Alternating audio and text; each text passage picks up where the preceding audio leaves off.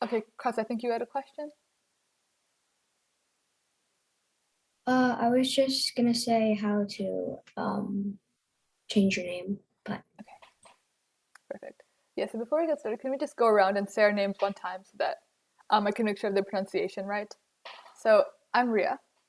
We can just continue.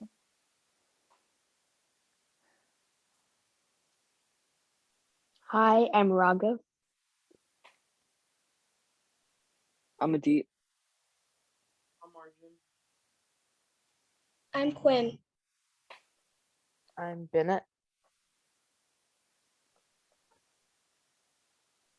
Tyler.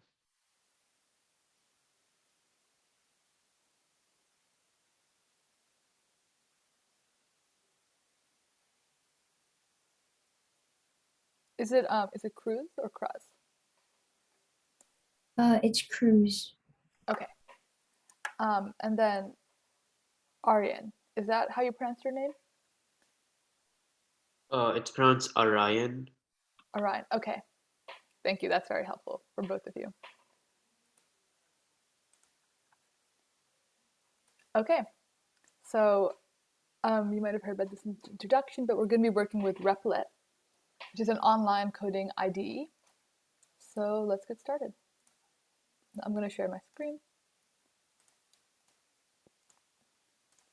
Here we go. So let's head over to repl.it.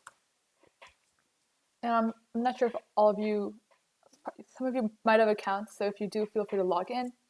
But otherwise, you can just click sign up over here and log into your account. You can go with Google, so it's pretty quick. I'm going to do that. Okay.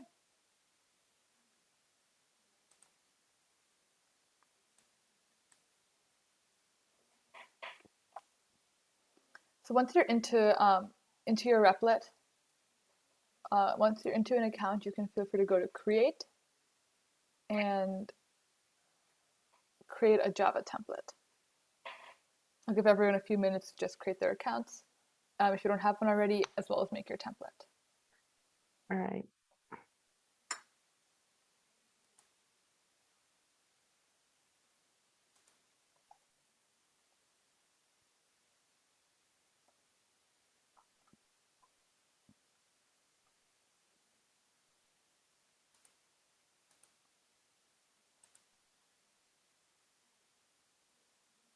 All right, I just created my account. Perfect. Yeah, feel free to put a thumbs up when you're done.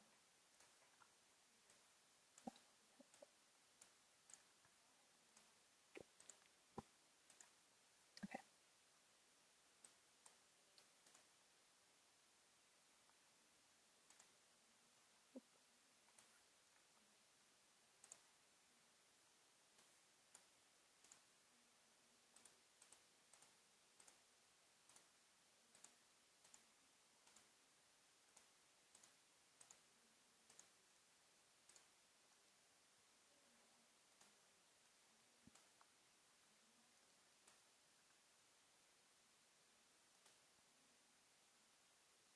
Awesome. So I think we just need a few more minutes.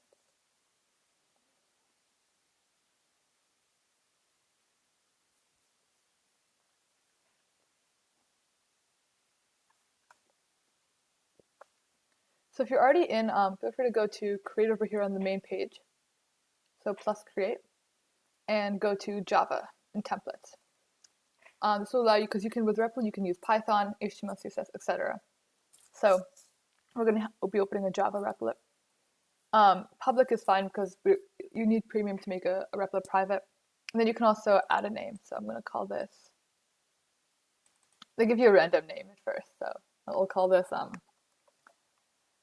let's say, Java Bootcamp Day 1. And create.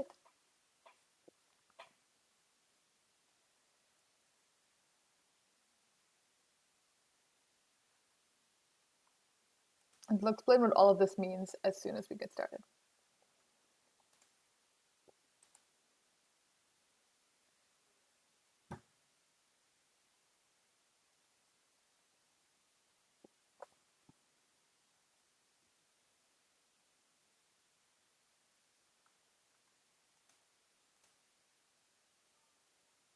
Okay. Let's just take a few minutes to get to this page. And can everyone give me like, I don't know, like a thumbs down if they're not at this page yet?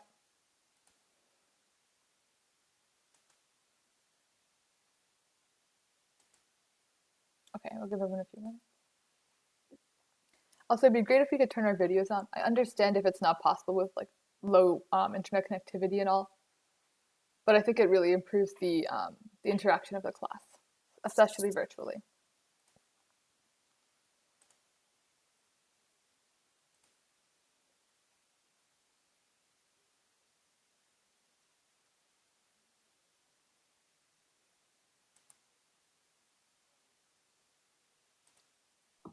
Candy, wait, I'm still making an account. Yeah, of course. I'll give everyone a few more minutes to make an account and get to this page. Of course, let me know if you have any questions at any time. Cruz, you have a question? So what do you click on to get to this screen? Yeah, of course. So once you get to your home, do you see this page right here? Give it 1 second to load. Oh, it's a bit slow. Do you see this page? Like this?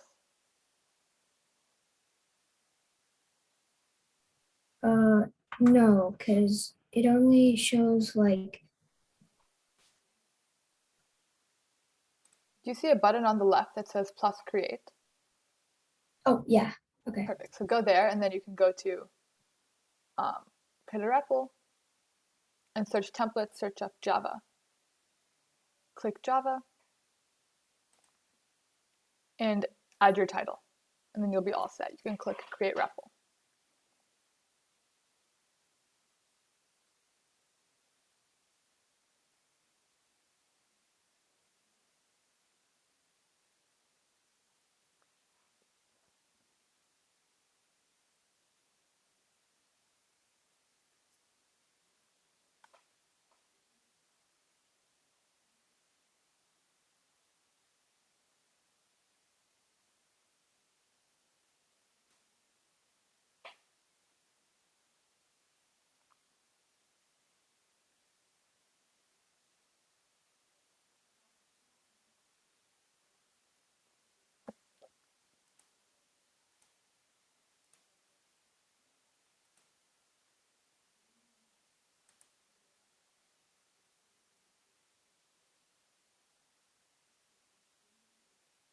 Okay. So speak up or just give me a thumbs down if you need a little bit more time.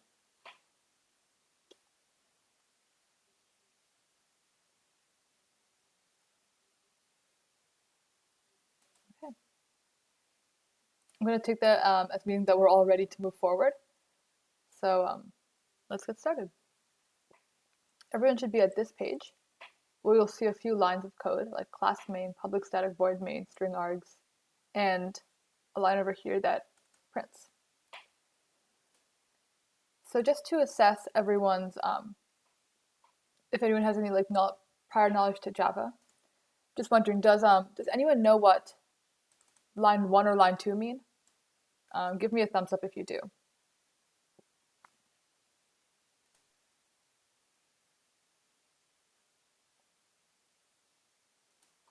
Okay, perfect. If we're all beginners, that's definitely awesome. We can get started. Oh, we have some chat messages. Okay, sort of. So yeah, I'll go over it. This is like one of the first things you learn in Java. And first thing is this class main. So Java follows an interesting structure that could be different from other languages that you might know, like Python or HTML or CSS. And we'll get into it more on day 3. It's a little complicated. I'll just start with the basics for today. It's called object-oriented programming. And the idea is a very clean structure and hierarchy of classes, objects, modules, and different sort of methods that fall in the middle. So what a class is essentially is it's a wrapper for a bunch of different functions. So in this case, we have our class main. And where main comes from is actually the name of this file. When you're writing code in Java, you need to make sure that your class name for your file is the same as the file name. This is because the Java compiler, when running code, is going to be looking for this file name in the code as your class. So let's say we're to rename this file, which you can rename these files, to apples.java. Then for this code to work, I have to rename my class to apples. Does that all make sense to everyone? Definitely make sure that if you've changed your name, that's something you do. Okay, went over string and Boolean values. Okay, yeah, we'll go over that soon as well. So now that we have a brief idea of this class, let's go to our second line of code. I'm going to rename it back to main because that's general. That's generally pretty standard. Okay. So we have this line that says public static void main string args. And what this really is it's a function. Inside a class, which is our class main wrapper, we call this function a method. And you can see we have these two angle brackets here. These are always going to define our function or the boundaries of our function. We have some information here as well, but let me start here. Over here, these are our parameters. Whenever you have a variable in Java, you want to always put the type of the variable before. So in this case, we have this variable named being passed into our function, main. We have this variable named args. And this variable is of type string, and it's an array of strings, which is why we do our string brackets over here, which signify an array. I'll go over this a little bit more because I'll go over this once more time when we start writing code, because I know that might have been a little bit fast. So starting from the left, we also have these three modifiers that modify any method that we might write in Java. Sorry for a little bit of background noise. And right here, we have public static void. I'll start with void. Actually, I should start with one more thing first. Do we all know what methods are, like, or what a function is? Have we worked with those before in programming or in logic? Feel free to give me a thumbs up if you have, or a thumbs down if you haven't. So Ryan says yes. What about everyone else?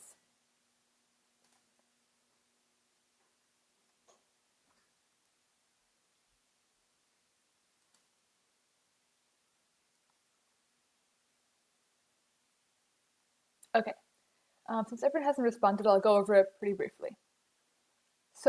But most of us have said yes. So the idea behind a function is it takes in some parameter and returns an output. So you could define a lot of different sort of functions. Let's say you have a simple function called sum. It's a pretty simple example. I'm just going to write it kind of in pseudocode almost. So we define this function sum, which takes in two parameters. A parameter is basically the input to a function. Let's call this A and B, like this. And let's say our function sum adds these two numbers. So we can write return. What return means is that return signifies the output of the function. So return A plus B. So now let's say I call sum of, 9 and 13. Can anyone tell me what this would return?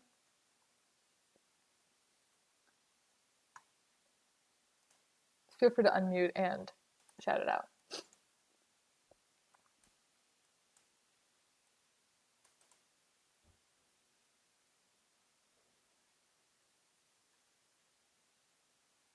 Any ideas?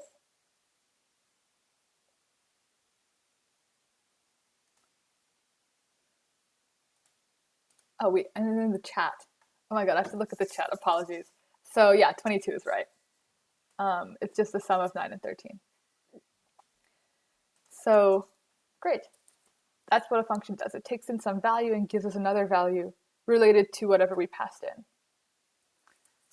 So in this case with our function here, the way we define functions in Java is like I mentioned with these angle brackets. And over here, this main. Every single file you use will have this original line. And that's because when your compiler sees your code, it's going to first look for your class name, and then it's going to look for this function. Your code will only run if it is inside this function. Anything you write outside will not be run. And that's because when Java looks at your code, it's only running this one function. So we'll go over a little bit more at what void means. So void is referring to what a function returns. So in the case of, I don't know, like a summation function, you guys don't have to write this along with me. I'm just going to give a quick example. Let's say you're writing something like public static void int sum, which then takes in int a, int b. Right? I'm not writing this in the right place. This is just a quick example. Over here, this function is returning a plus b, in which case it's returning an integer or a variable of type integer. So in that case, instead of void, we write int. So this refers to the type of something, if anything is being returned. For this function, there's nothing being returned. It's just performing an action or running whatever is inside this block. So therefore, we write void. I'll also go over more of these like different types when we start talking about variables pretty soon. And then we have public and static. Generally note that we're not going to discuss these too much. You'll pretty much be writing public for all your functions. And static is pretty similar. It gets a little bit confusing, but we might discuss these more in day 3 when we talk more about object-oriented programming. This is your main one, though. You'll need to know the void. Yeah. So I guess we'll start by, just as a quick test, why doesn't everyone run their code? You'll see what will happen. We can click run.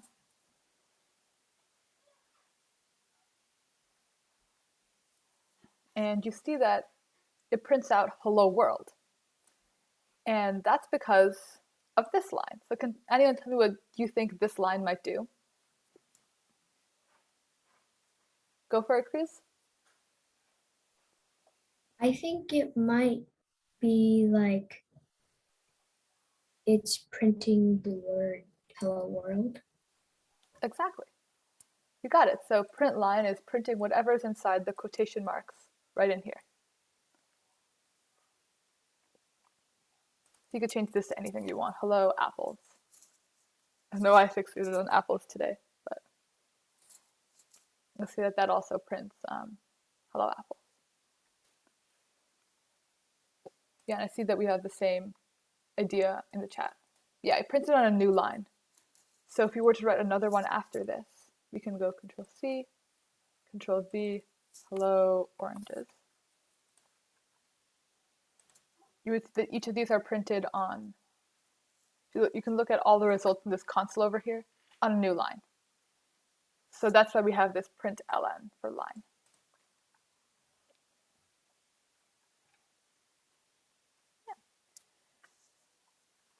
Yeah. Yes, Rago? Is it like how would we write it without adding a new line? So for example, we want to write like a string consistently on one line consisting of multiple parameters. Can we just like put print hello something? Oh, right. So you want to include multiple variables in your print? Like, how do I do it without adding an extra line? Oh, okay. So what you can do is, well, you can obviously add something longer here. If you want to add a new line, I believe you might be able to go with slash. So we can try that right here. Because you also have your new line characters. So you can go something like this. These are your, here we go.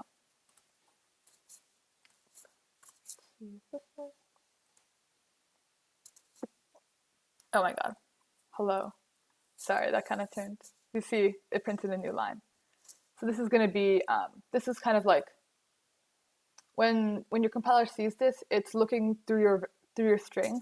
A string is represented by quotation marks, and looking for this new line escapes character, and that's signified by this backslash you have over here.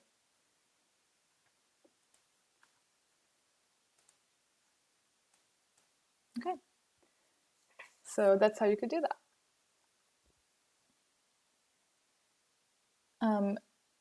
And the next thing we'll discuss is variables.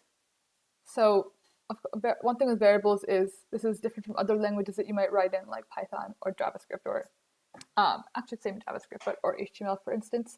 And that's because each variable you have to write the type of the variable. So let's start by defining some variables. We can write them all inside of our public static void main.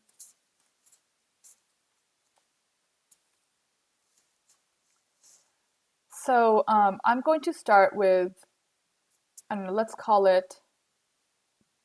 with a variable like name. String name equals Ria. And this is my name. You can also write your name. One thing you'll also see is that after every line in Java, that's not a function call, right over, like for example right here, that's not a function. That's not defining a function. We need to put a semicolon. It's like instance writing variables or after your print statement. So I'll write string name equals Ria. And this equal is an assigner. So you might see this in other languages as well, but it's assigning this variable name to Ria. And when you print stuff, you can also print variable. So I can print, for instance, name.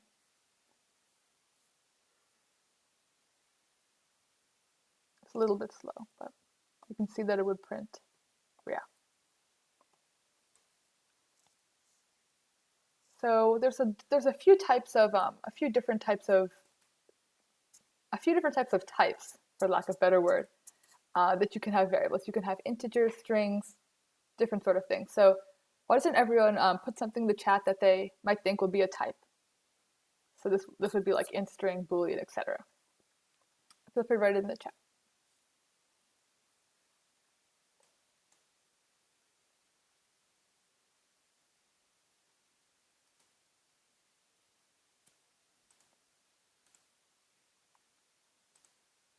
Does anyone have any ideas?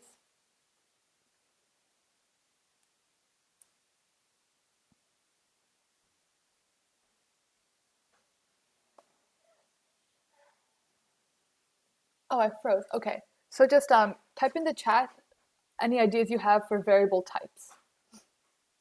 So like Bennett's mentioning string, boolean, mentioning integer.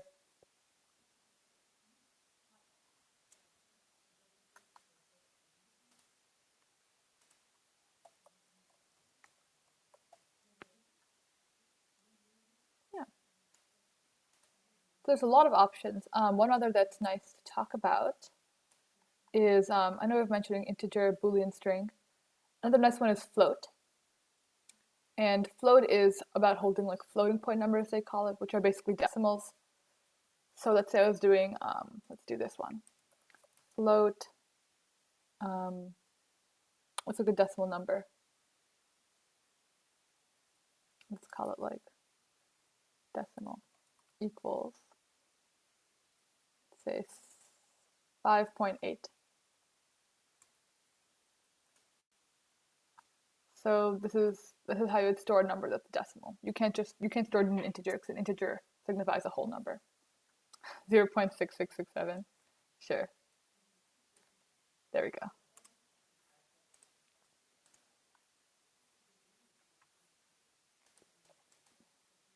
Yeah. Awesome. There's also some other types like char, which is like signifying holding like single characters. Like if you're just holding, we probably won't use this one as much. But let's say you're holding something like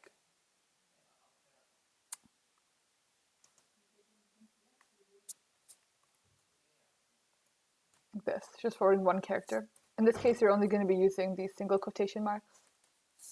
Once again, we won't really use this as much. And of course, we also saw about Boolean. So Boolean numbers hold true or false values. So Boolean, I don't know, ate ice cream. Sadly, I did not eat ice cream today, so I'm going to say false. And that's so you can write true or false values.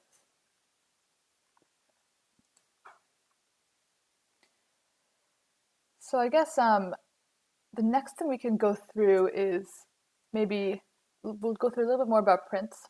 This is still kind of syntax, like how you print things. And one thing to note is that you can print, in this print line command, you can print variables and strings together. For example, you can write name plus, I don't know, so Ria, what should I say? Likes the number, and I'll go plus, and then I'll write in my decimal. So over here, can anyone tell me what they think this might print?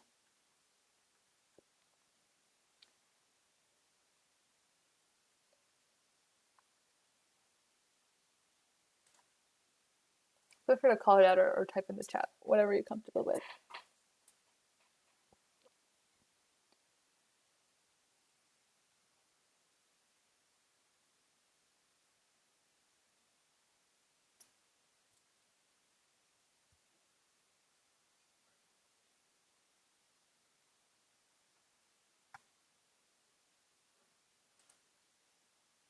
Yeah, exactly. Ria likes the number 0.6666667. So that's just how you can combine variables. This will be useful for something like a chatbot, because you might want to include, like, let's say you want the user to specify the chatbot's name. You can have the user take in an input like, what is your name? And then the chatbot will be like, hi, whatever your name is. So hi, Ria. Oh, there's an error. Have I done something stupid? Oh, a sec. Just unhappy.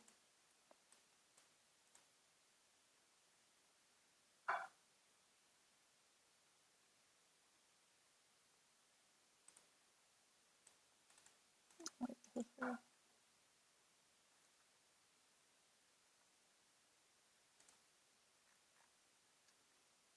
One moment.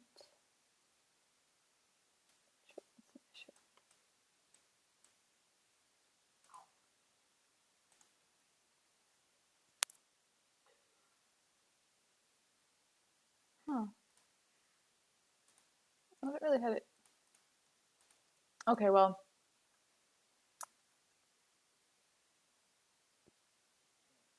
Shouldn't be having an issue with this. Let me just try one thing. Here's, you can also declare your variable initially and then redefine it here. So this is really doing the exact same thing. First, you're just defining your variable, which is called decimal. Let's call it something else. I don't know, decimal. And then writing it right, defining it right here.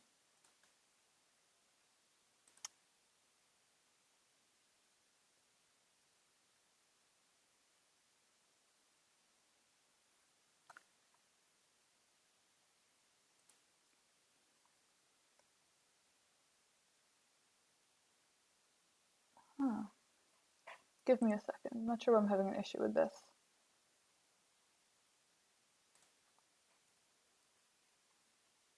I'm going to try refreshing and copying it in.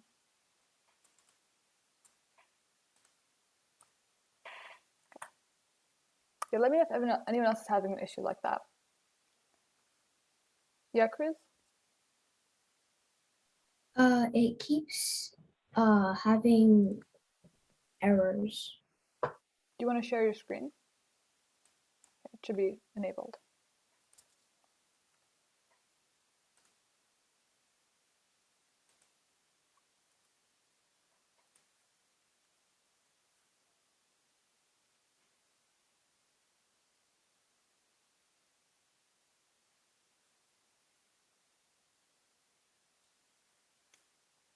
Oh, for you, so see if you've forgotten your semicolon after float decimal?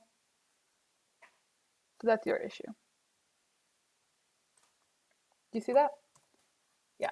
And then also, I think you might have spelled Boolean a little incorrectly.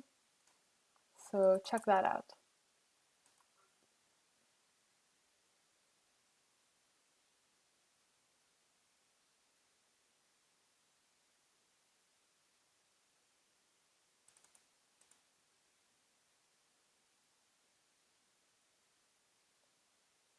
Just give you 1 minute. Okay, yeah, Raghav? When I hovered over it, it seemed to have a problem with the first. Well, not when I hovered over it. When I ran it, it seemed to have a problem with the first digit for some reason. So I tried like 0.1, for example. I think it just had the problem with like the 0. So Yeah, that's what I was thinking as well. So I changed it to 1, but okay, okay, let me I try think that. the idea is that so when you have a lot of digits like 0.66667, there's a little thing with another type called double, which is doubling Yeah, float, and double is much more precise. So if you have something that's a long number of digits, it can be hard to store. yeah, that happened to me too. I was just trying to try out something, but it didn't work. But when Yeah, I tried like whole numbers, for example, it worked perfectly fine. Like if I try 0, 2, something like that, it just doesn't work for decimals for some reason. yeah, that's true. Yeah. Is it working for everyone else? Can everyone else print a little command with a variable included?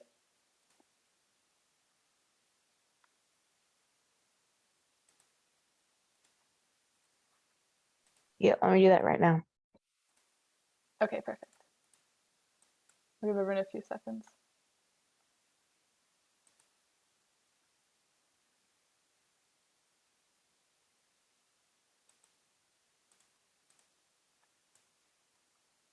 Okay, well, I'm gonna share my screen and fix.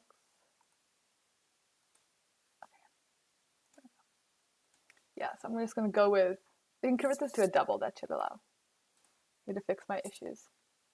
This over here is saying possible lossy conversion. Can everyone see my screen, by the way? With the REPL? Okay, because it's saying possible lossy conversion. So if you change this to a double, that allows you to store more information. So this should work out now. Boolean is typoed. Oh, that was for the screen, yeah. Here you go. I forgot my space though, so there we are. Okay, anyone else having any issues?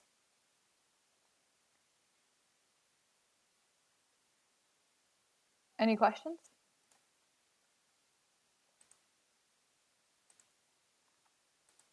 Okay. If not, then we're going to move forward. So we learned a little bit more about print. Let's also look at one more option with print, which is over here. I'll print is using the /t flag. You saw earlier Raghav asked a question about printing on a new line. Well, you can also do something like this. Let's say,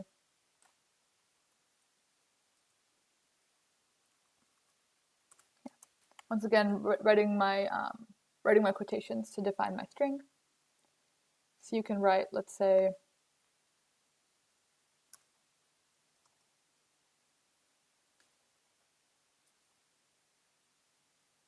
I'm going to use ice cream. Ice/n/t test. Anyone have any ideas as to what /t does?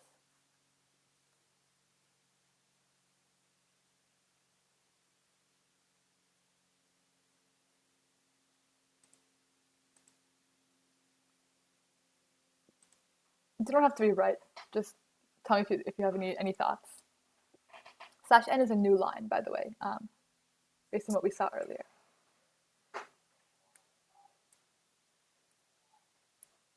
Well, why don't we try it?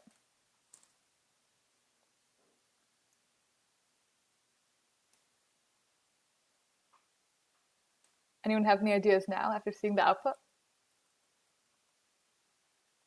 Yeah, Raghav? A tab. Yeah, you got it. /t gives you a tab. There's a few others as well, but the main thing is that you start with a backslash. And this is not, there's a difference between this / like that and a backslash. Make sure you're using the backslash because the / will just be interpreted as part of the string. Yeah, Raghav? So for me, for some reason, it's showing up as I tried the same thing as like Raghav likes numbers and like 6.6 something, but it shows up all like smushed together. How do I get it like separated? Oh, so it shows up like, okay, so this is one thing to note. When you're printing variables, your code won't automatically print your spaces. So you saw over here that I added spaces here. If I remove them like this, then you can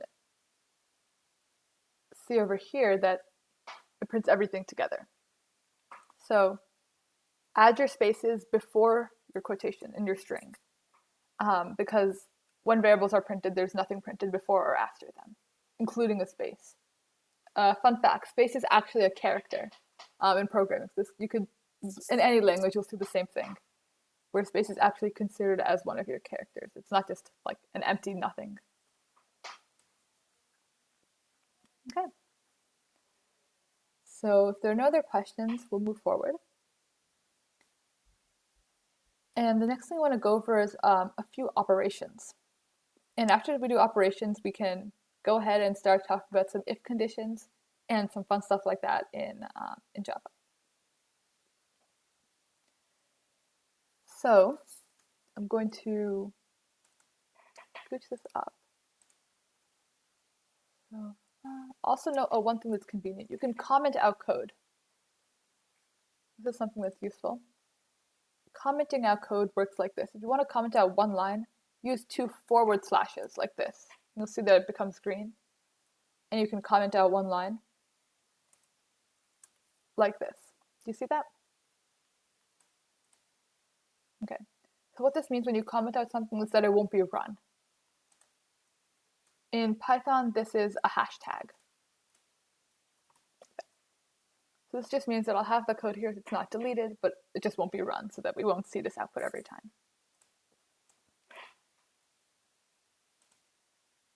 Okay, perfect.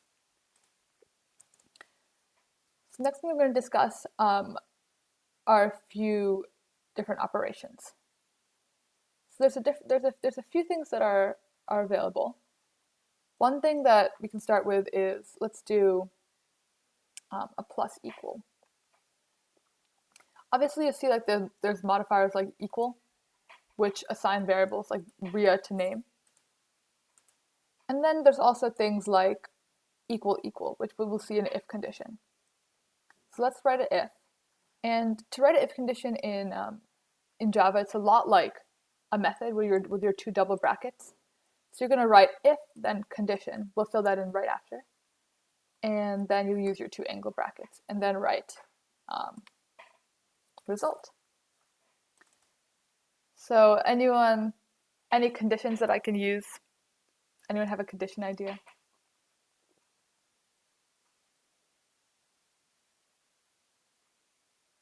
I'm going to do something simple like this.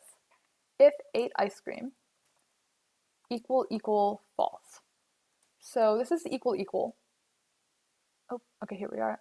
What it means is that it's rather than assigning a value, it's checking if that value exists. So in the case of Boolean ate ice cream equals false, it tells me that, yes, this value is false. And then equal equal is confirming that. So if ate ice cream is indeed false, then I'll print, we can go with our system.out.println, I'll print I am unhappy. Because obviously I didn't have ice cream, so I'm unhappy.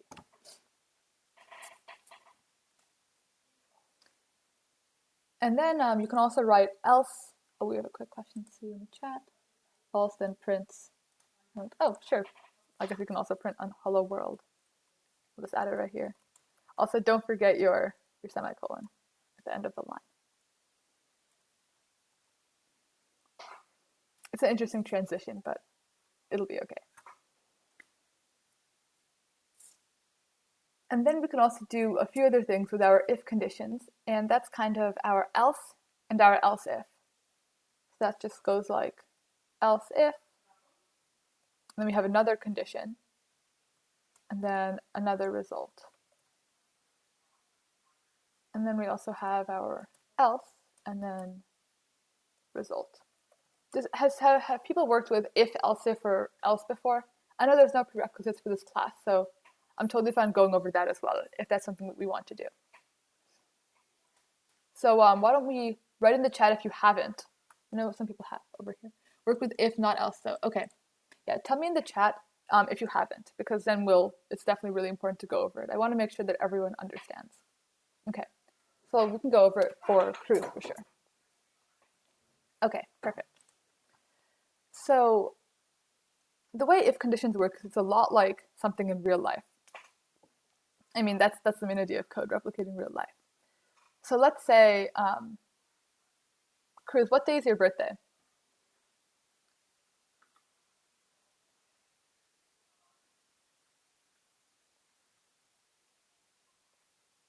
Oh, can everyone hear me?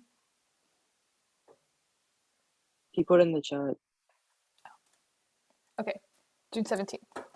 So let's say I ask you, Cruz, is your birthday June 12th? What would you tell me?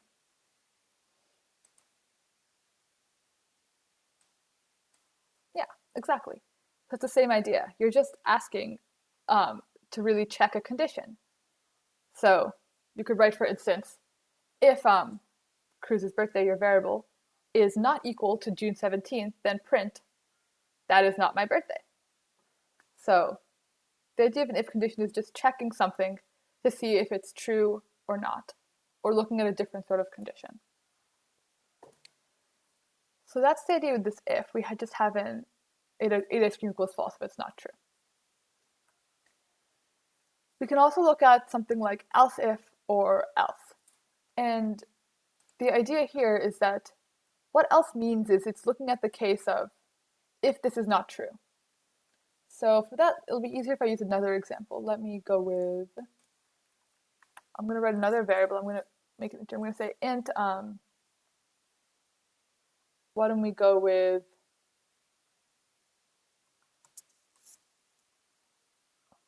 species of birds. So I don't actually know the number for this. Let me Google it. Species of birds in the world.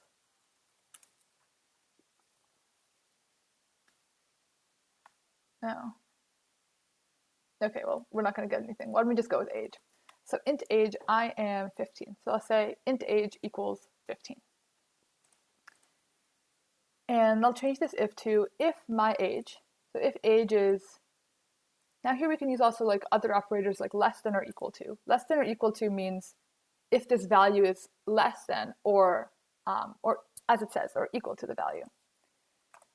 So this would include values ranging from 1 to 15, including 15. So if age is less than or equal to 15, then we'll print I am younger than Ria. I'll actually say less than. So if your age is less than mine, then you're younger than me. But then we could have cases where your age is greater than mine. So else if age is greater than 15, then you can print, you can just copy that, I am older than Ria. And the reason we use an else here is because this condition excludes this condition. So someone can't really be less than and older than me. And therefore, we want to say if this condition is not true, then check this condition. There are also cases where you'll need to have this to prevent logical errors in your code. For instance, let's say you're trying to figure out the number of people who like vanilla ice cream but don't like chocolate ice cream. You might write like, if likes chocolate ice cream is true, print likes chocolate ice cream. And then you might write again, if vanilla ice cream is true, print likes vanilla ice cream. But then in that case, you won't actually be checking whether someone likes vanilla and does not like chocolate. So you're going to have to go with an else, which basically means if this condition, which would be likes chocolate ice cream, is not true, then consider another condition. So we have here and here with the else. Most of the times you can learn like work out logic around these, but if it's ever confusing, we can always go over that specifically as well.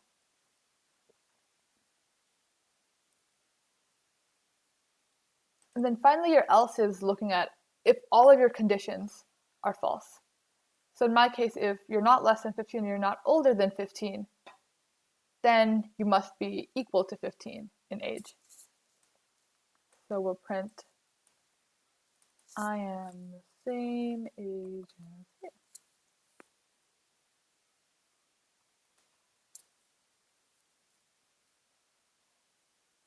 You can try it out. So for my case, since I've written age equals 15, it prints out I'm the same age as Rhea.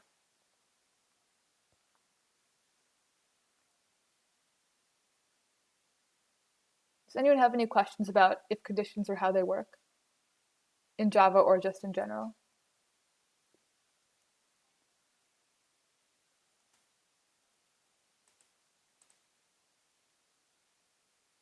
Yeah, Raghav, that's right. If all their conditions are not true, you use else.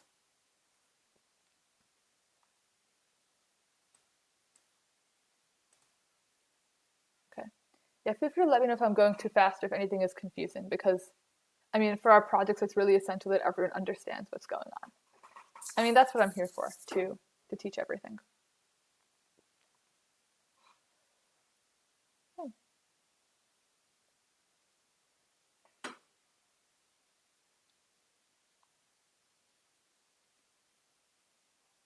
So if there are no more questions, we'll keep moving forward. So there's something else you can do with if conditions, and that's including multiple conditions. So let's try something similar with age. Let's try looking at age ranges. So we're going to try something like this. Let's say, I'm going to get rid of this code. So someone is a kid, or like someone is legally defined as a child if they're between the ages of 0 and 18. So let's write a condition that models that. If age is greater than 0 and age is less than 18, then we're going to print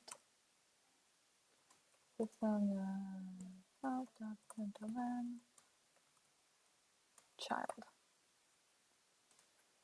So what we did here is we used this and what this signifies is an and condition. So it's looking at the case in which two things are true.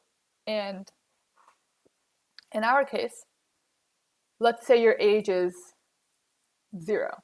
I mean, then you aren't born. At that point, you can't be a child. So you have to have an age above 0. But at the same time, to be a child, you need to have an age which is less than 18. So that's why we're accounting for both of these conditions here.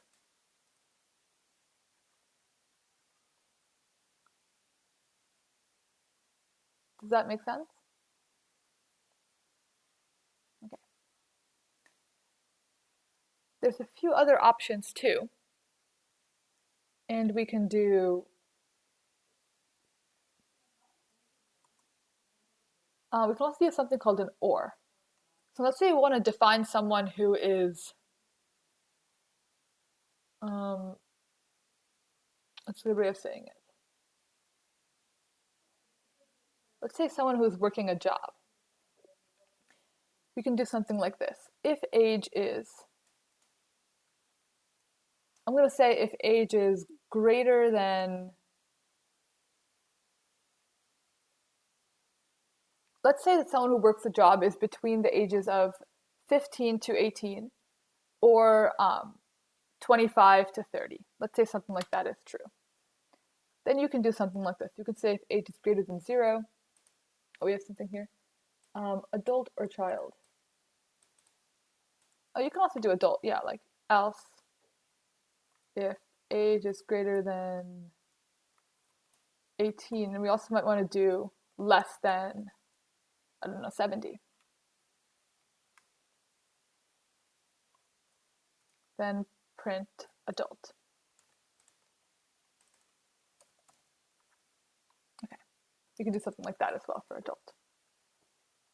But you might also want to use an or, like I was mentioning, if you want to do a case like, oh no, we can do something like needs help walking. That's probably a good one. So we can do else if age is less than 5 and, actually in this case, or. So or is interesting. Or is like these two line brackets. We'll give everyone age is greater than 80. Print needs help walking.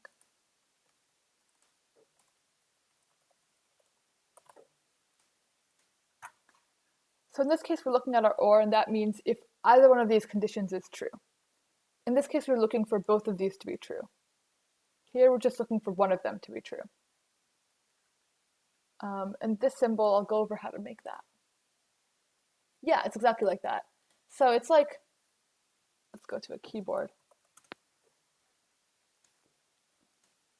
No, it's going to show all these really nice keyboards. We'll say it's something simple. Let's say the keyboard like this.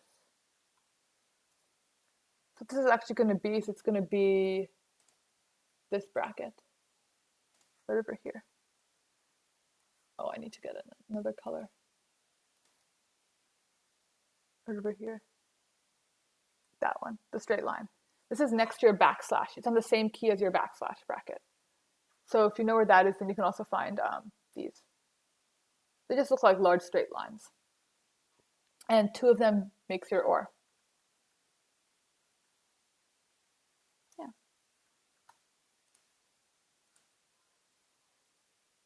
So before we move on, I just want to make sure that everyone is able to run their code to this point. Is anyone running into any errors? Because that's something that we can help debug right now. Okay. Go for it, Cruz. Do you want to share your screen? Perfect.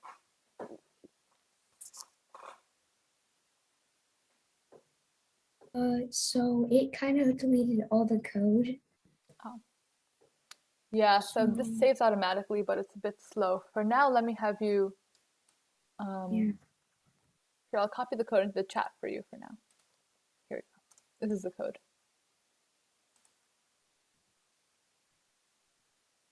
You can type that in.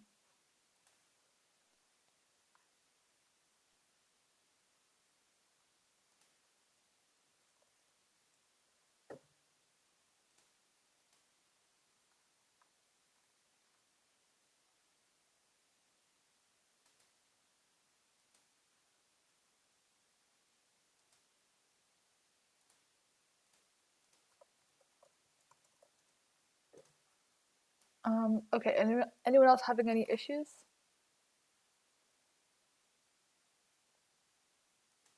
These could be errors that so your code's not running, or any sort of questions you might have.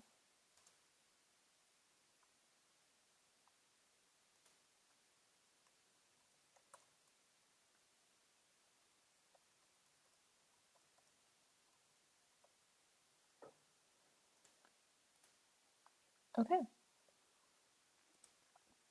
So I'm going to assume we're all good.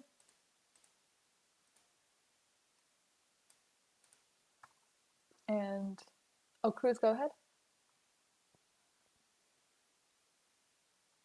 So it's like not running at all. Okay, share your screen. So if I click run, it doesn't. Okay. Oh, it might just be a bit slow. Yeah. Let's see if your code, oh, you did do something. Oh, okay, yeah. You deleted your variables. So try Yeah. to add back your variable at the top that you were defining, like int age equals 12. I know you had that one. Try to add that back. Yeah. Oh, make sure you're adding it with the right indent. Oh, I'll talk about indents right after this. That's important. Yeah, I think you got it there, Cruz. Yeah. Perfect. Int age equals, awesome.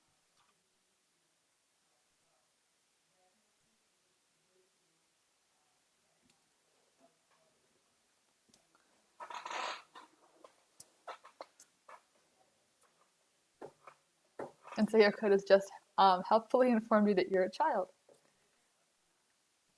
So we're all good. Yeah, I'll just go over indents briefly before moving on. So one thing to note, you might have seen this in the code that we're writing. When you have these double bracket signatures, you indent all the code inside of it. So for example, I can't run this because this code is at the same indent level as this method, which is like of this function. So we're going to write a tab and indent it. And same thing with the if. So that inside the if, you need to have this indent. Same thing with your else. If anything with these two angle brackets, something needs to be indented inside of it. One thing that's helpful with indents is to add your indent, just go for a tab. So just put a tab in. And now let's say you want to like remove an indent. Other than having to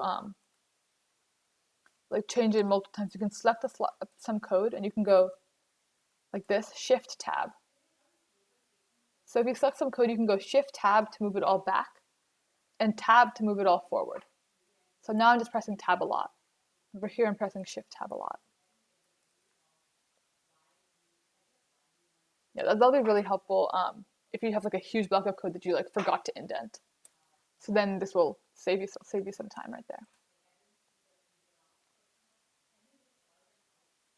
Okay.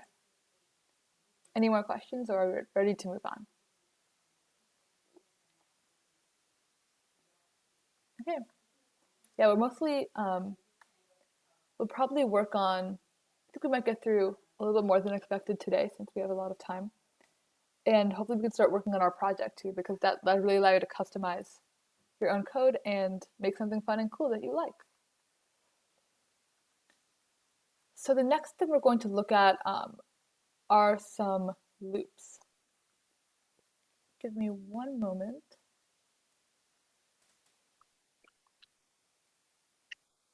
Okay. So we did a little bit with if conditions. Let's look at something called for loops. So what for loops are, is there a way to, actually, why don't we start again? Why don't we have people put a thumbs up or a thumbs down or write in the chat if they've worked with for loops before? Oh no, Raghav, oh my God. So I broke my wrist. Well, that's a very fun way to write code.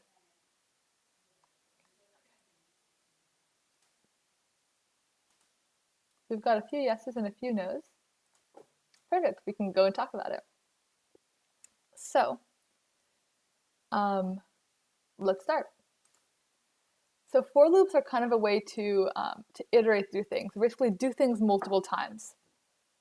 I'm going to start with a pretty simple example. This is going to be pseudocode again, so not really writing code. Let's go with something like, let me just get a blank screen. That will help us a little bit. Here we go, here's a whiteboard. So let's say you want to print the letters 1 to 10. You want to print something like 1, 2, 3. I'm just going to go to 5, 6, 7, 8, 9, 10. Can anyone tell me one way they might do this?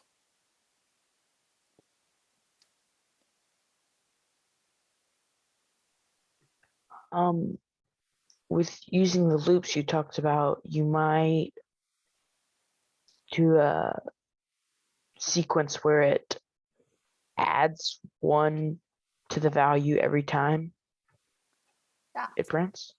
That's actually perfect. Yeah, Raghav, you have something to add? Yeah, exactly to that point. I think you could just give for loop to go to that certain range, or rather iterate to that range, and every single time a certain variable will be added to the next number, the next number. Yeah, Bene, you and Raghav said it perfectly. That's exactly the logic you want. You're really taking a certain value and just adding to it and then printing out that value. So there's a fun way to do these. Can everyone see my whiteboard? Okay. Oh. There's a fun way to do these in Java. We'll talk a little about the syntax for that. Oh, iterate, okay. So the word iterate, what it really means is go through something. We'll see this more when we talk about arrays, which are ways to store information. But for now, we'll just go through like a for loop. So the idea of the for loop is that you're starting with some variable, like Bennett said, and you're just adding to it. So Java defines these pretty literally. You go something like this. For int I equals 0. You can use any, like, it doesn't have to be called I. But I guess we use I because it's like iterator. So you can literally call this like int, I don't know, letter, or int number equals I. Then we're going to go with our range. I is less than, let's say 10. We'll go I plus plus. And this is a little significant. And what this plus plus does is it basically is the same thing as writing plus equals 1. Oh, I know we didn't go over plus equals previously, so let me talk a little bit about that. What plus equals does is it basically takes your value and it equates it, just adds 1 to it. So if you have the value, let's say 12, can anyone tell me what they think 12 plus equals? Well, 12 plus 1, we know that's equal to 13, right? But if we have a case of like number, this is going to be a Java variable, int num equals 12. If we actually do num plus 1, what's interesting is that this actually won't result in num being equal to 13. And that's because when you change the value of a variable in Java, you need to reassign it. So you need to say that instead that num is equal to num plus 1. Otherwise, nothing would change. Does that kind of make sense? Okay, I see some people nodding. Yeah. So you have to go with num equals num plus 1. And there's a shortcut to do this, which is your plus equals sign. Instead of writing this, you can just write num plus equals, in Java it looks a little bit like this, plus equals 1. And that's your same thing as doing number equals number plus 1. So that's how you actually add to a value. Make sure you're not just writing num plus 1, because that won't work. In our case, plus plus just means plus equal 1. Because you can also do plus equals 2, for instance. Yeah. So this is the structure of your for loop. And let's say we do, I'm just going to write this in pseudo. We can do our system. I'm just going to write, this is a little long, so I'm just going to write like kind of a smaller version. Print line, let's say I. So what do you think the output of this will be? Just this bit of code. Right over here in red.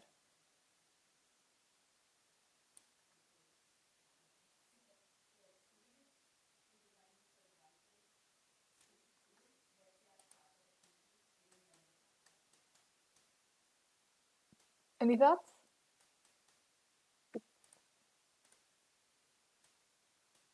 Yeah, Raga? Oops. So I is gonna hold the values of 1 to 10. Right? Is that right? Yeah, you got it. Oh, okay. Sorry, I couldn't hear you guys for a second. Oh, okay. Yeah, so do note that it'll actually start at 0, which is interesting. So it should print out 0, 1, 2, 3, 4, 5, 6, 7, 8, 9. That's because we have int I equals 0, so it starts at 0 and then goes up to until it's less than 10. So we don't have less than equal to 10, just less than 10. So we should get something like this. And we can go ahead and try it out. So I'm going to stop my share and try it out. I equals I to 10. Can that be changed though? Yeah, you can change this to I less than 20, I less than 30. Or you could say int I equals 1 instead of 0 if you want to change that. So you can also add like 2 instead of 1, for instance. Go on, Bennett. What does the I do? Yeah. So I looks a bit confusing here, but the idea is that it's just a variable. So I could make this instead of I could make it, I'm going to go back to my REPL because then I can more easily work with everything.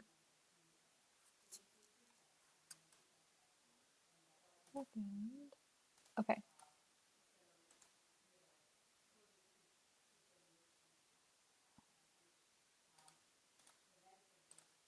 Here we go. So I'm going to go write a for. So we're going to write for int I equals 0, I less than 10, I plus plus. System dot out println I. Okay. So in this case, I is just a value. You've defined it right over here. Int I equals 0. This is the same thing that you did like up here with int age equals 15. You're defining a variable. And in our case, we use the letter I because I think it stands for iterator. But we can also use anything else. We could use int,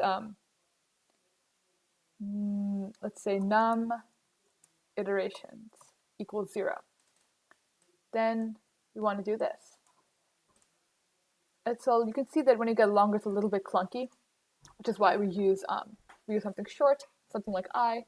It's just a general like thing that people do in Python, in Java when writing for loops. But really, you can use anything. And then of course, it go like this. All right, But so it's just kind of, oh, go ahead. so it's just kind of a variable, empty value variable that you can define. Exactly. It's just, it kind of defines the structure of your for loop. What a for loop really looks like behind the scenes is defining this variable and just adding 1 to it every time it performs an operation. So if we wanted, we could actually totally write a for loop manually too.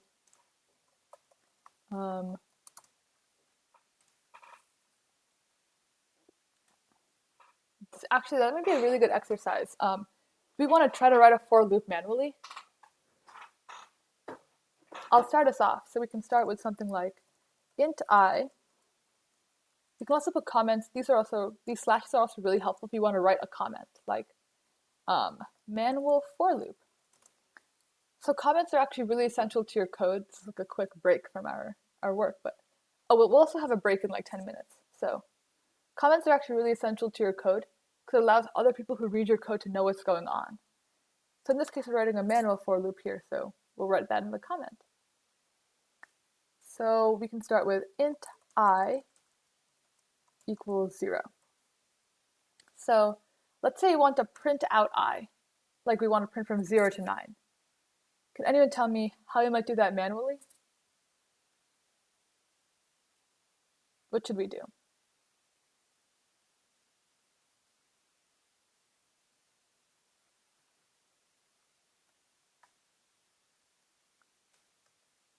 We can get us started like this.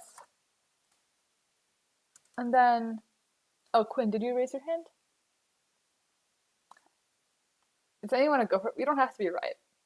We're all just learning stuff here.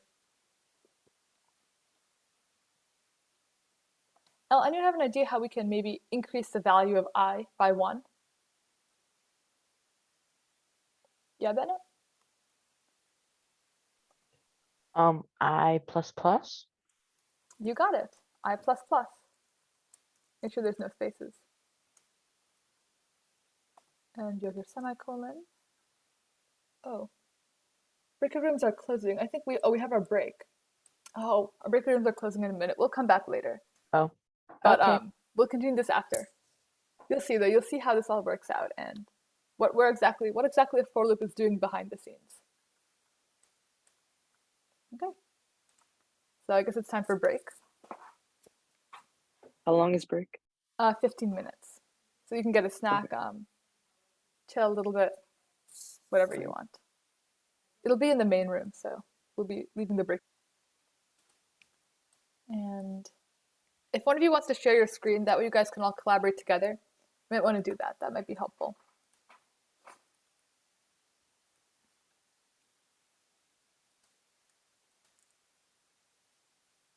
Anyone want to share their screen?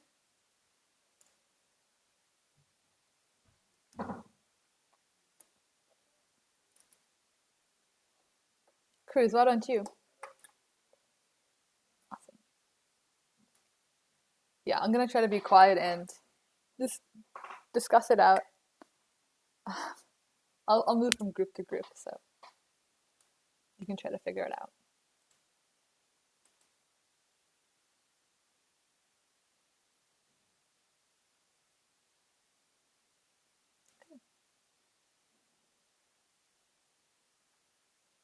Have fun. I'll be back in a few minutes.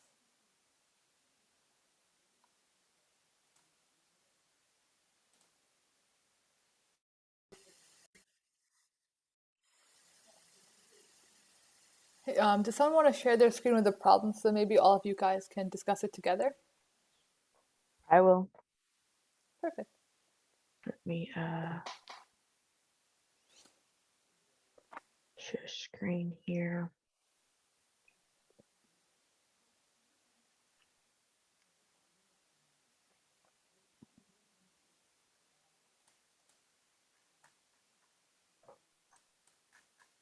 Let's give it permission to.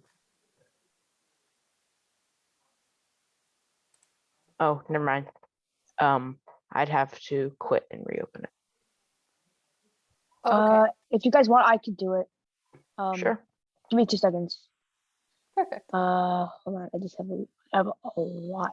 My Mac is just running very, very slow. Yeah, that's very relatable. I have too many tabs open.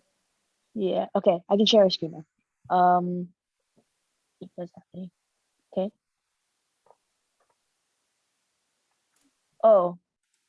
Oh, I need to grant. Oh, yeah. I also need to grant access to it too. I have For access. some reason. Oh, maybe it's because. Oh, I think if you I need to give more access because I give access to like Google Meet and stuff. I don't have access to Zoom. That's my problem. Yeah. I see. Okay, does anyone have access, or if not, I can just I'm gonna be able to share here. Try too. this. Does anyone No. have access to share their screen? I will. I'll quit and reopen it really quickly. Okay, let's try that. All right. Let me do that. Yeah. Share screen. Wait.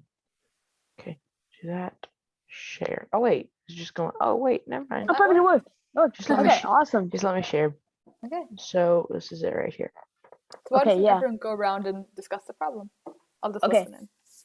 Cool. So, I think I got some idea, but I think there are 2 of them which we could probably try. The first one is a bunch of if conditions, which I mean could work.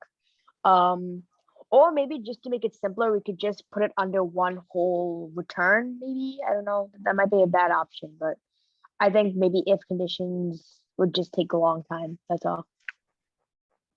Yeah. So what do you guys think would be the right solution? I think we could do like you're talking about if statements because we did that on like the other problem we did before. Yeah. So More to it. yeah, sure, that works. So what we could do is like if I'm just typing it on my side so I can figure out what I'm even saying. So maybe since we already have all of them, we could just say if A is greater than or equal to 13 and A is less than or equal to 19, then it's return true or something like that, I think. And then just do the same thing for the rest of them. Yeah. Yeah, that makes sense. Yeah, so feel free to try it out. You can always click go and see how it does. I'm gonna move over to the other room, but great conversation. All right. So if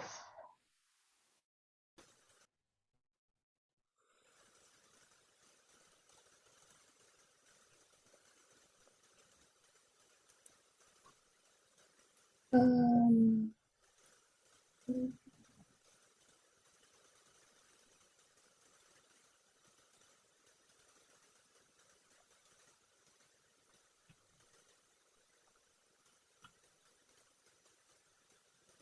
so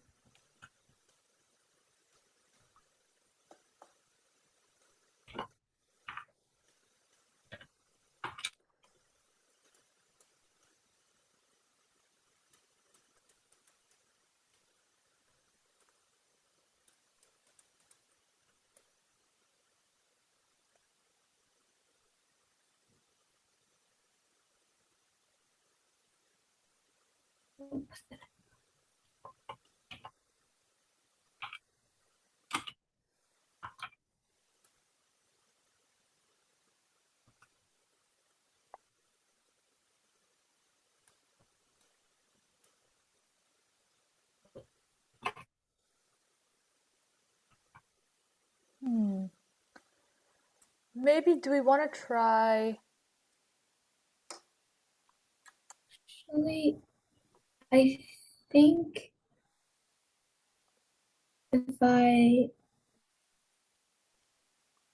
so there should be something above, like up on the top of your screen that says request control.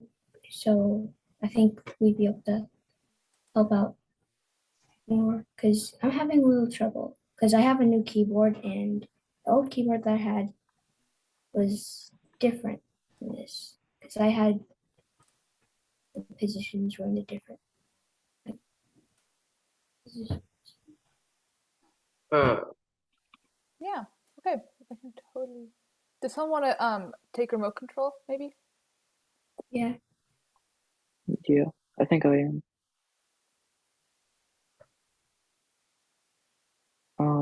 So there's 3 integers, so I guess just change.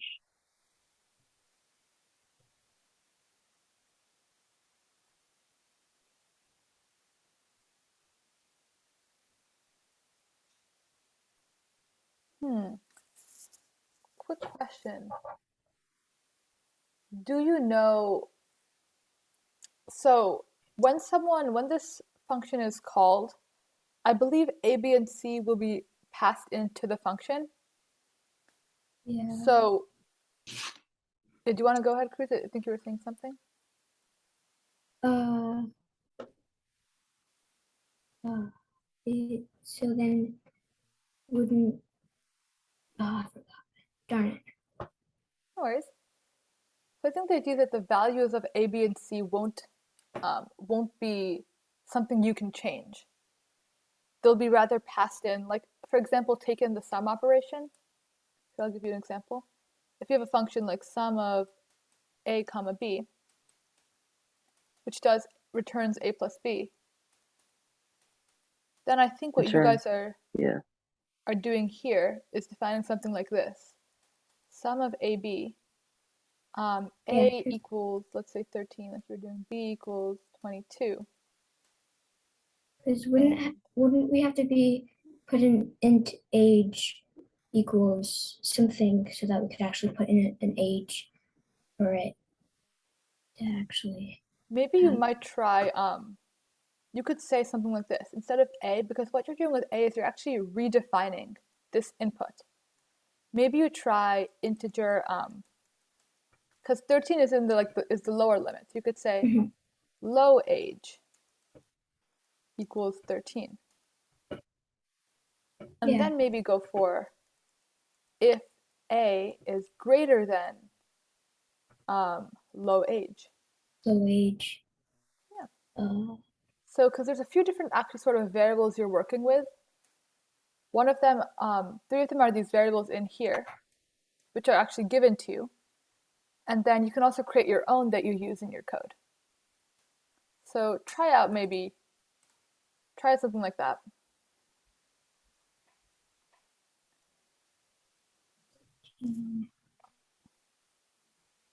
Maybe it'll also help if everyone can feel free to talk about what they're thinking.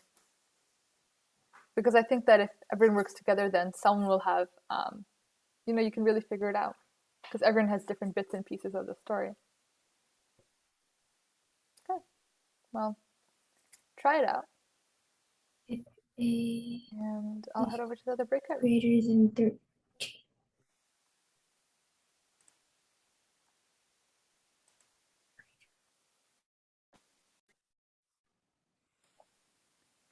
Hey, room, how did it go? Good. I got it. I think I sent a bunch of codes in the chat. Well, one of them didn't work. The other one eventually worked. Do you guys want to share your screen with the final code that worked? So I can Yeah, maybe take a look me. at it. It's a bit A, repetitive, B, a bit long, that longer than it could have been, but yeah.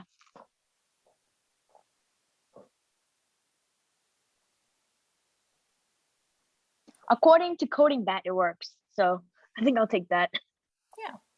So the reason this works actually is because what you're doing is you're saying if either of these conditions are true, then return true, which is exactly what they want. They want you to return true if any one of these ages is between 13 or 19. So yeah, you're doing the you have the right logic. I think there's a few other ways you can maybe look at this. One thing you can see is, so you've done a lot of else if conditions. Maybe try using an or. Maybe. So I see was if you can do actually something with an or. I was actually thinking maybe instead of doing ifs, is there a way that potentially we could use maybe just under one whole return? Because if we don't, it'll anyways return all of your values back into the function. Am I right? I don't know I don't even know what I'm saying half the time, but I don't know. Maybe we could, instead of doing ifs, we could try something else. Hmm. Do we have, any one of you have an idea maybe as to how we could use an or? Hmm. Ooh, ooh. Maybe Let's we can see. just do it all under one if. So for A under one if, B and C, all ors, and then do a return true for that. Yeah. Arjun, you unmuted. Do you want to guide everyone through that? I was gonna say we could like set like an age and then like, cause like I'm like a Python coder, so like this is like my way of thinking. Like Me too. if like their age is greater than 13 or less than 9, or greater or equal to 13 or less than or equal to 19, you're a teenager, else they're not. Yeah, that works. Though how are we going to get all of A, B, and C checked to that logic? Or are you just thinking put them all together and check them all into one if? Hmm. Because I think that works, this also works. I'm just a bit confused on what you're saying, that's all. Arjun, maybe try, because I think you were trying to talk about using the just using that one if. Do you want to maybe think about how we could do that and tell the class? Hmm.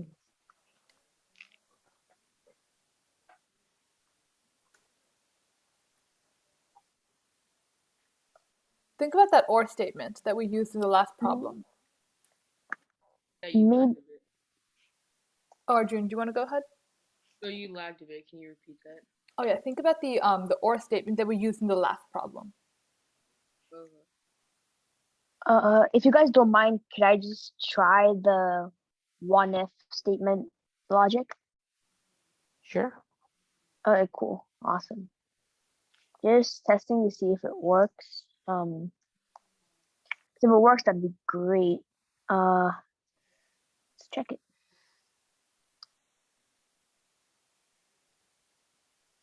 What? Am I missing a bracket or something? Hmm. Try It says refreshing. it says missing squiggly bracket or illegal start of expression. I don't know what your code is. Maybe guide Bennett through writing it on his screen. Maybe what I'll do is I'll send it in the chat. Okay. Makes it easier, you know. Yeah, I'll after you guys do this, I have another challenge for you, kind of. So it'll be a fun thing. Okay, go over to the chat. Let's see. I think this might work, or maybe not. Okay. So I think our issue here is actually in the syntax of Java. That's because Yeah. when you do Possibly. multiple ors, I don't think you need these parentheses over here. You just need one at the start, one at the end. Oh, that's probably it. That's probably why. Yeah, Oh. I'll get rid of them. Okay, perfect. And I Oh, think there's also something, go. There's one more thing you're missing. Return. Remember? It's missing the return. It's missing a return statement. Yeah. So where do you think you should put this, Bennett? Return.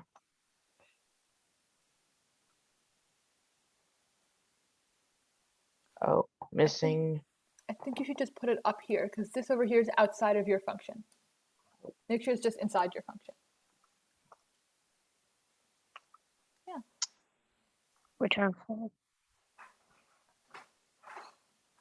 All right.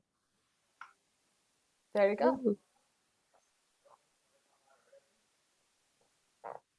And that's your solution. What There Hey. can I is, say? first I want to make sure, let me make sure that everyone understands what we just did. So maybe, I guess I'll ask Mary, do you want to maybe go through what we just did and tell everyone why it works?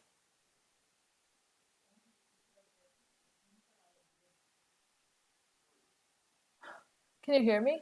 I'm not sure. Did I completely get your name wrong? I'm not sure if you renamed yourself.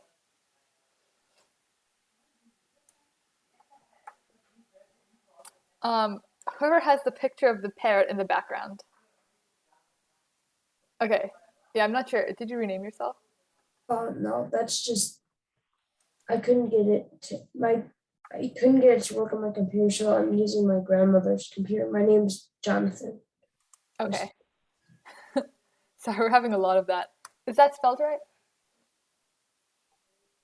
No, it's spelled Jonathon. Okay, there you go. Is that good?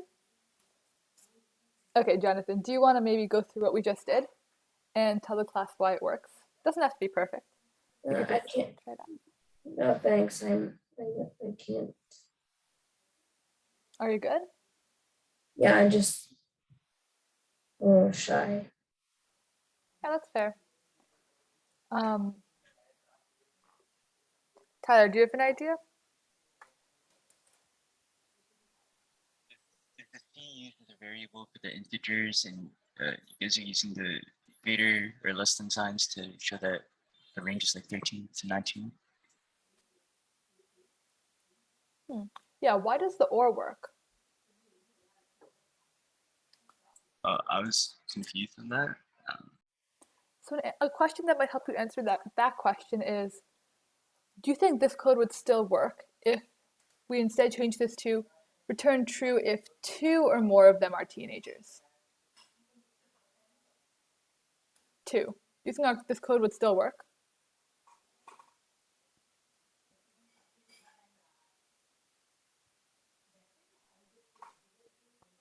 Yes.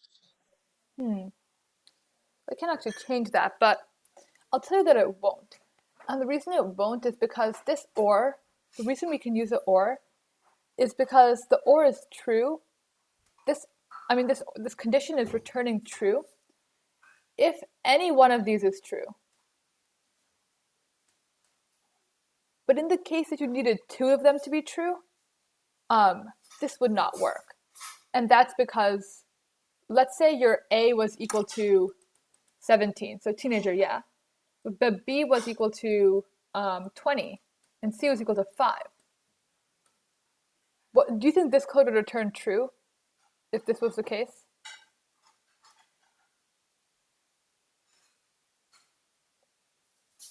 I think right now this code would return true. Take a look at it. Let's see.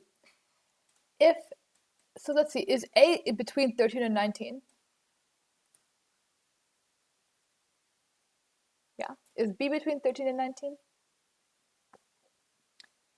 No. And then is C between 13 and 19? No. But this is only asking if one of these is true. So is one of these true? Yeah. So in this case, you would get true. But if we wanted 2 or more of them to be true, then we'd have to make this case equal to false. Does that kind of make sense?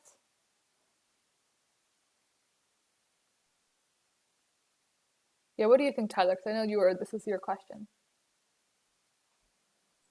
I mean, it makes a little sense. I don't know. Yeah, it's definitely a little confusing.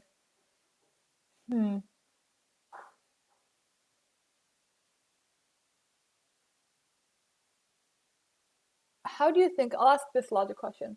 How do you think this would change if we had to change this problem to return true if all of them are teens?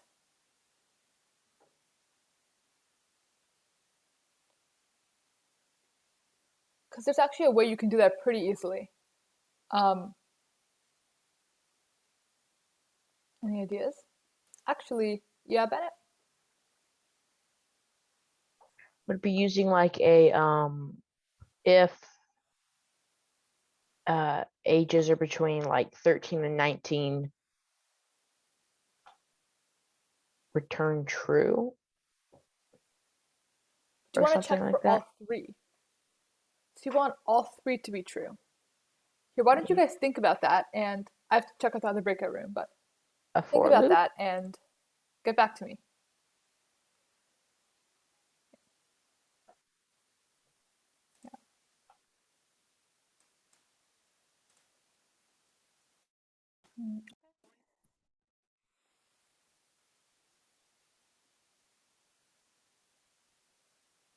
Ooh, okay. How did this group get here?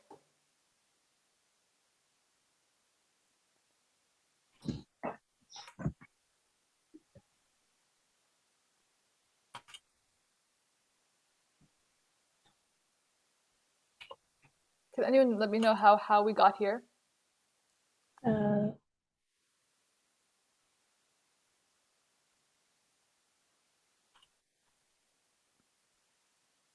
Quinn, I can't hear you. Are you What? Oh, you were gonna tell me how we got here?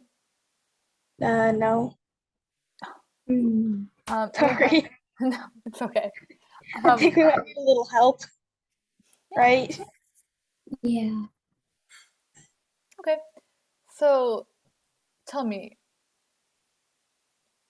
what are you trying to do here? Can you summarize it for me? So we're trying to put in thir if the number is greater than 13, A is 19, but if B, hold on, that doesn't make sense. I think you guys actually are pretty close. So why don't you actually, I think just you have some syntax issues. So why don't you delete all of your brackets? I think you used a few too many brackets. So delete all of your brackets and we'll put them in the right places. Okay, 'cause it says it's missing, Yeah, it's normally missing some brackets. when it says missing bracket, it might be because your bracket is in the wrong place, not because it's actually missing one. Oh, Yeah. So it can be a little hard to see that. But yeah, go like this. This looks pretty good to me. Another thing to note too, though, is that you don't, when you're doing a long, rather than write it like this, I think it's easier if you try writing an if condition. So replace this return with an if. Try that out. okay, yeah.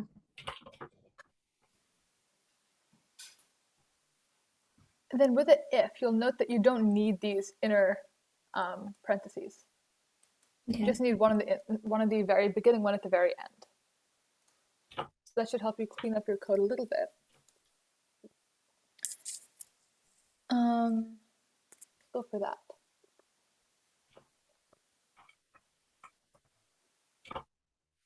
There. Perfect. And then can anyone tell me, oh, we are missing, try tabbing this entire thing in, this entire if condition, like select everything and go like tab. Yeah, that's perfect. So why don't we try go, see what happens. Try it out. But I think you'll see Yeah, it one thing still because says, remember with your if conditions, Remember, do you end your if conditions with a semicolon?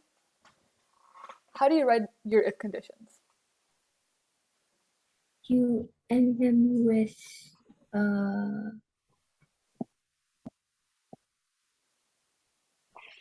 with a bracket.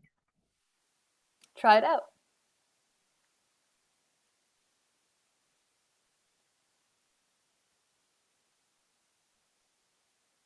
I think it'll be easier if you put everything on one line. You might see it Yeah. better. Also, Adi, you unmuted. Do you have something you want to add?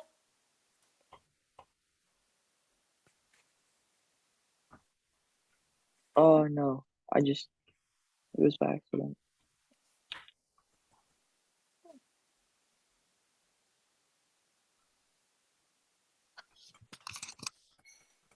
Okay.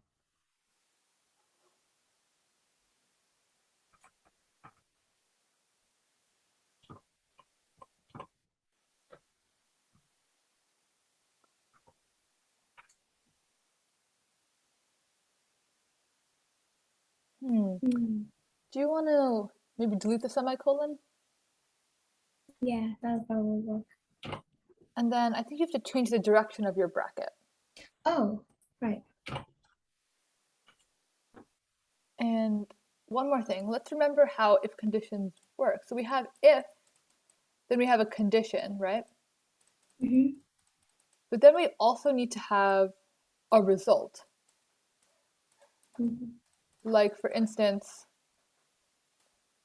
if I love dogs is true, which is it's very true. But if it's true, then let's do print. This is like not this is pseudocode. Print dogs are awesome, right? Mm-hmm. So in your case, you don't actually have this result part.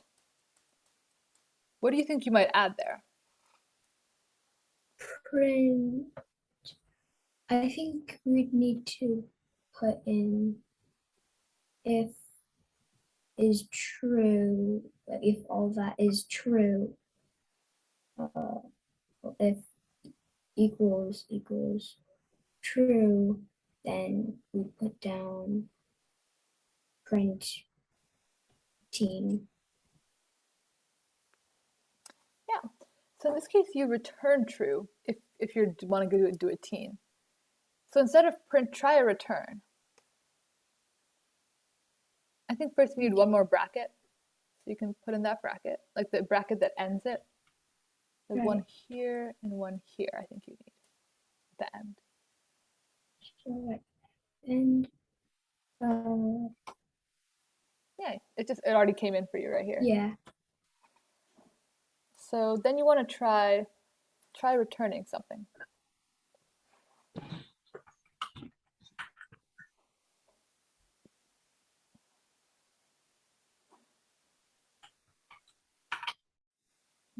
True. So why are you returning true here? Anyone have any thoughts?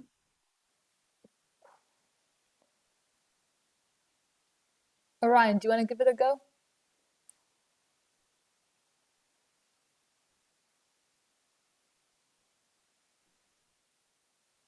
Oh, maybe he's using the bathroom or something. Yeah.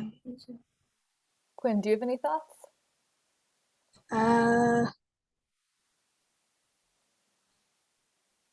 No. No worries, no worries. Pink. Try to think of what this or is doing. So let's say I write something like if remember we were doing this earlier, like if age is less than 5 or age is greater than 70, we're writing needs help walking. Do you guys remember that example? Yeah. Mm-hmm. So my question for you is this. Let's say age is equal to let's say it's equal to 3. Is needs help walking true? Like, does this person need help walking? Yep. Yeah. Mhm. What if age is equal to 80? Mm-hmm. Mhm. So in this case, it's impossible for age to be both less than 5 and above 70, right? You can't have a Yeah. number that's like in these two weird places. But what you're doing with this or is you're saying if any one of these is true. So what are you doing with the or over here? It's the same thing, but what does it mean in this situation? It means that it's T. So tell me what does this tell you, this statement over here? Let's say It this is person A. Yeah, tell me what this tells you about person A. it means they are if person A is greater than 13 and person A is less than 19, they are teen. Yeah, so if the question, what that tells you is person A a teen? Mhm. Yeah. And this tells you if person B is a teen. Mhm. And what does this tell you? Means that C is a teen. You got to see it, C right there.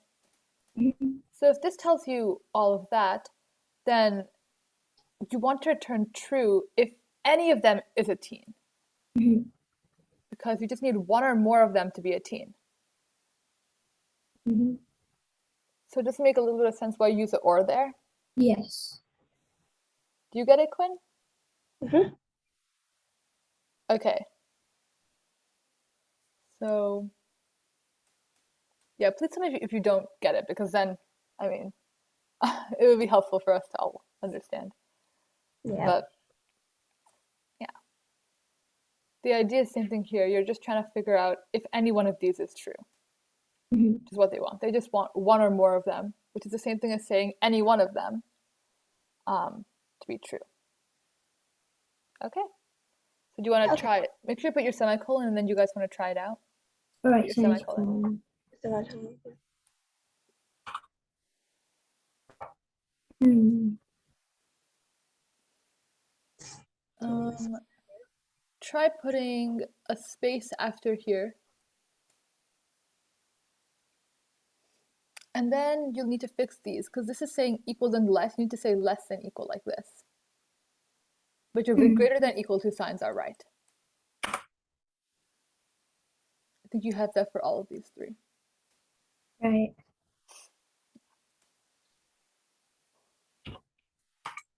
Sometimes this error will come, and this error won't actually mean this error. It'll just be another error that came. So there's actually a reason for that, but I can make this is a less than equal to. Wait, yeah. Oh, there it is. Yeah, and do the same thing here. Because the reason this error might come, even though it doesn't actually exist, is because if you have these wrong signs, it might actually think that this if condition, it might think that this condition is invalid. So it'll just see an if without any condition, and it will Yeah. think we need a bracket. Oh, There is missing one more return thing. statement.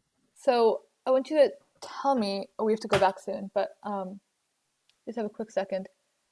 I want you to tell me what happens if age is equal to, if A is equal to 20, C is equal to, let's say, 20, and B is equal to 20. Then in that case, none of them are teens. So this condition won't even get hit, right? Mhm. So what do you want to do if none of them are teens? Then we'd say false. So how do you write that in code? Return false. Try it. Where should you put it, though?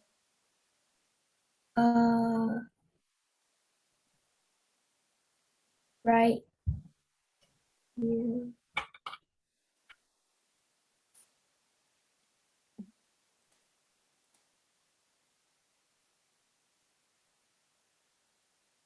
Wait, no. I'm in the wrong place. would go right here. I'm pretty sure. Try putting it outside the if. Here, think of it this way. Instead of your if now, right after your if, write an else. Remember how we did if else's like this? Mm-hmm. If we did this, else, like that. I'm really bad brackets, so try putting an else here. Try putting an else right here or here.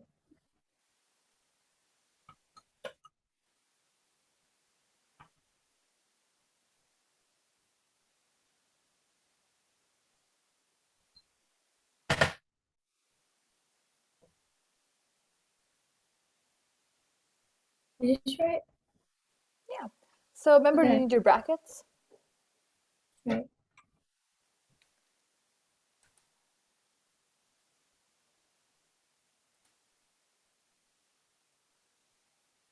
Is this correct?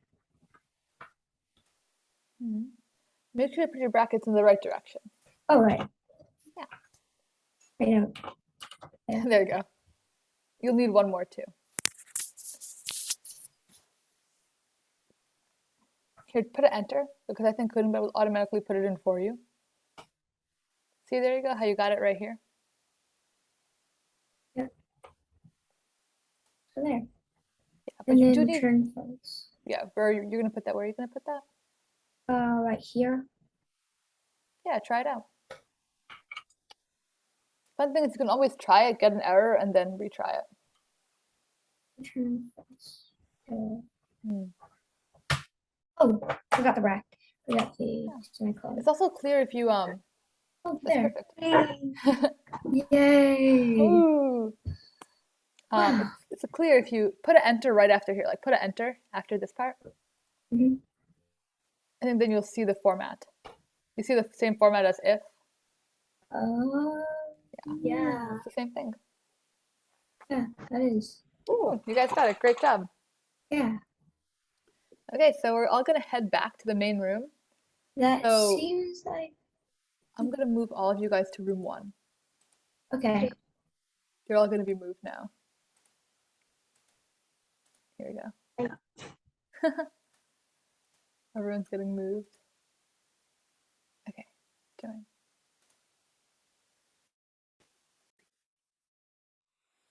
Okay, everyone. So we're back.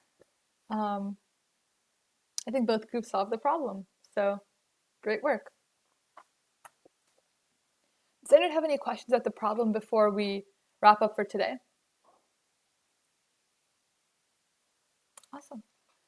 So I want to talk a little about what we'll do tomorrow. And I know you saw it on the slideshow as well. So I'm going to go back to our slideshow and just talk a little bit about what's going to happen.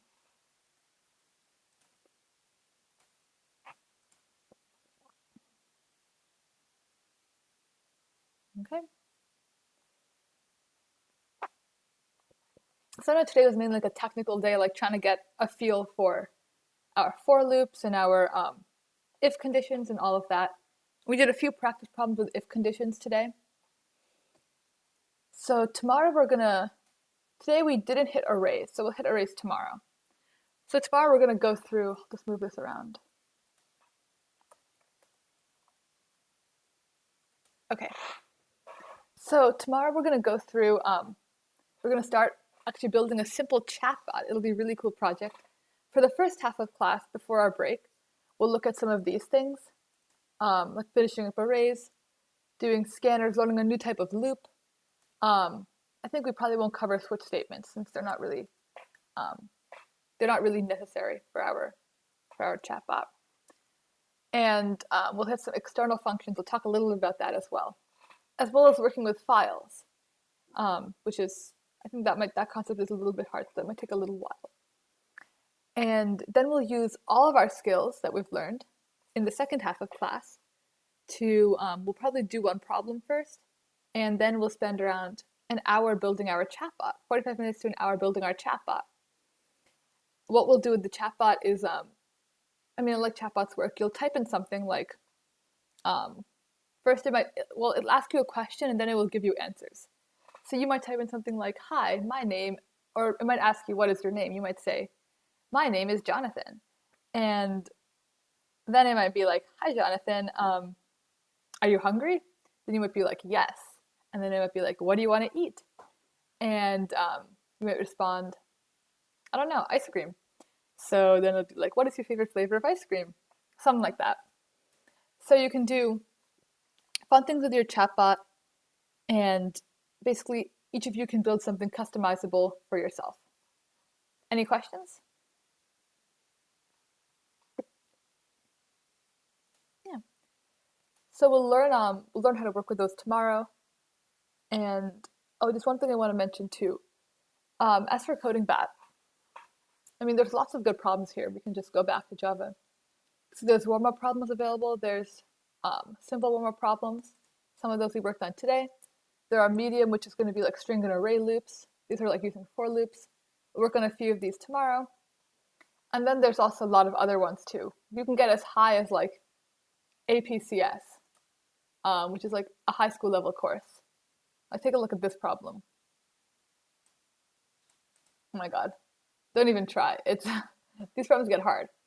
So the point is, coding bat has a lot of different levels, and if it's something that you want to, maybe try out for fun, if you want to learn more about Java, you can feel free to do problems or try something out and just like send me an email.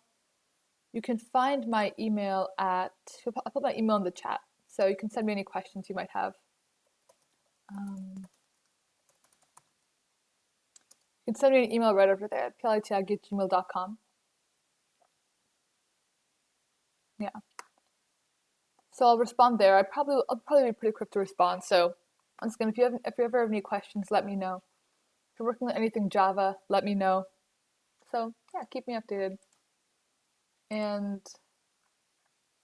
I guess that's it for our class. Oh, we do have 5 extra minutes. No. Any questions? I mean, if anyone has any thoughts. Or, this is actually a thing. Is there any project that anyone wants to work on? I'm actually curious about this. Like something we're all really excited about. Chatbot. Chatbot. Yeah, I Okay, did the so chatbot too. I'm happy about that. Yeah, I'm really excited for the chatbot. It's either the chatbot or the calculator, because the calculator is, I think, underrated. Yeah, I've made a calculator before, although it took a lot of coding, but I completely forgot all that coding. Yeah. This was I like a couple years ago. What I'm excited about for a calculator is that you can make your own functions. So like, let's say you could totally do something like this. Like you could design, this is just a random idea. Let's say you want to design a function that takes 2 numbers and I don't know. Let's say it takes the number, like we're just going to call it like, you could literally give me a random word, a word that doesn't exist. Like a random made up word.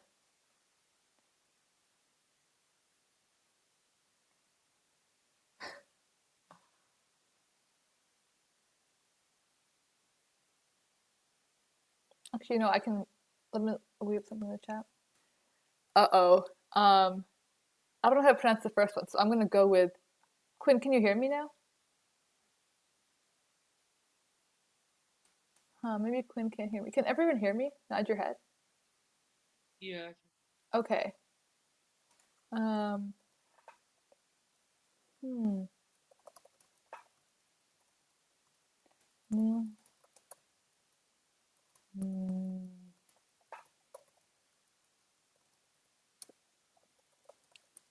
I'm just typing in the chat so Quinn knows what's up. So I'm gonna go with the word skifue.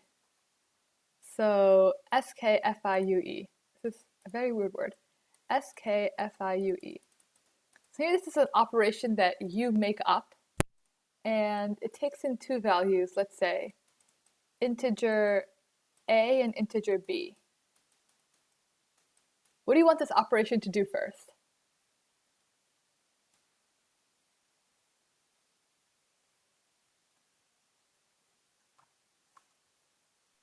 maybe like write its own code,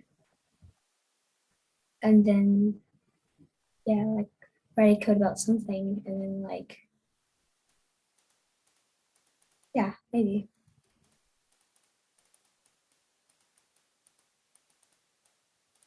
So we have add. Okay, so we just have let's write some code. Okay. So let's have it like, I don't know. First we can have it. What should we do? Well, let's suggest we first had to add. So we're going to say like val equals a plus b. Then you can do val equals, let's say val times val. And then you could, I don't know, you could totally print val, for instance. This is just so random. But in this case, this is like, this block of code, this function you've just made doesn't exist anywhere. You can't like go to a random calculator and be like, hey, give me the scafui of A and B. Like you can't do that. So that's what I'm excited for the week one. That's what I'm excited for the calculator. You can kind of build whatever you want and make up your own stuff. Yeah, like Cruz, like you were saying, you could literally have like, you could have it make up some code. There are actually programs that do that nowadays. So you can write something. I don't know if you've ever heard of it. GitHub Copilot. Let me just text Quinn. So Quinn, I'm talking about GitHub Copilot. Feel free to Google it.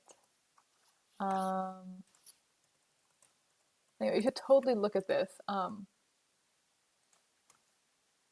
So GitHub is an online code sharing platform, and basically you can write code and share it with other people there and store it. And they have this new feature called Copilot, where you basically like write down code. You say like, hey, you could do like a for loop, like print the numbers from 1 to 10. And you write that in like text and it will give you the code. Isn't that crazy? Yeah, it's kind of expensive. They have like a free trial program that takes like a year to like actually get. But I put a link in the chat. You all should totally take a look, and it's pretty cool. Yeah. But I think that's our class for today. So have fun, everyone. Feel free to email me if Thank you you. have anything. Thank you. And Bye. Bye. have you had fun. See you all Bye, thank tomorrow. you. I did. Bye. See you tomorrow.